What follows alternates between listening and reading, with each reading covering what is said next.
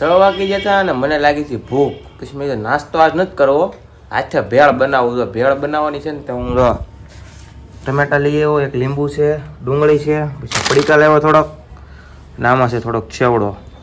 ફટાફટ પહેલાં છે ને ડુંગળી, ટમેટા અને મરચાં, લીંબુ ફરકું કરીને ભેળ બનાવી નાખું ફટાફટ. તમને બતાવું ભેળ બનાવવું.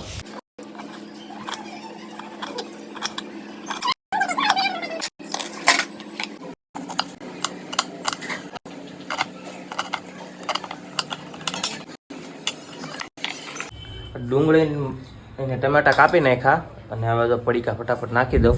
જો ફટાફટ પડીકા નાખી દઉં તો જોયા કરો 5 મિનિટમાં ભેળ બની જાય. તમને ખાવાની મજા આવી ભેળ બનાવો તો મસ્તીની.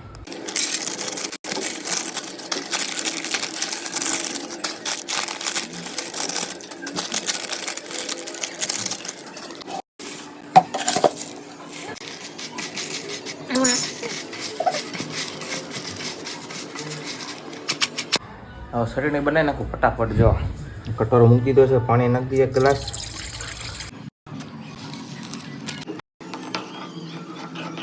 હવે આપણે બધું થઈ ગયું છે, ચટણી બટની બની ગઈ છે, ડુંગળી કાપી નાખી, ભેળ તૈયાર કરી નાખી. જો ભેળ થઈ ગઈ છે, ડુંગળી, ટમેટા, ચટણી, મસાલાનું ડબલું છે આ છે. ફટાફટ ડુંગળી નાખી દઈએ. જો પેલા નાખી દઈએ ભાઈ.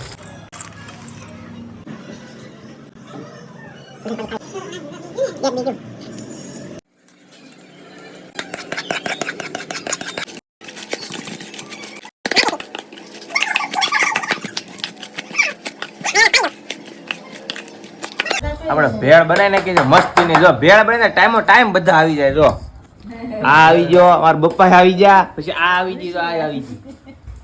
મારા બાઈ એને ભેળ તો ખાવાની જ છે. આ બધા ટાઈમ આવી ગયા. આપણે ભેળ બનાવી નાખી છે. આવું કારક ઘરે કરતું રહેવાનું એટલે છે ને મજા આવે. ભેળ આપણે ખાઈ લઈ ફટાફટ હવે.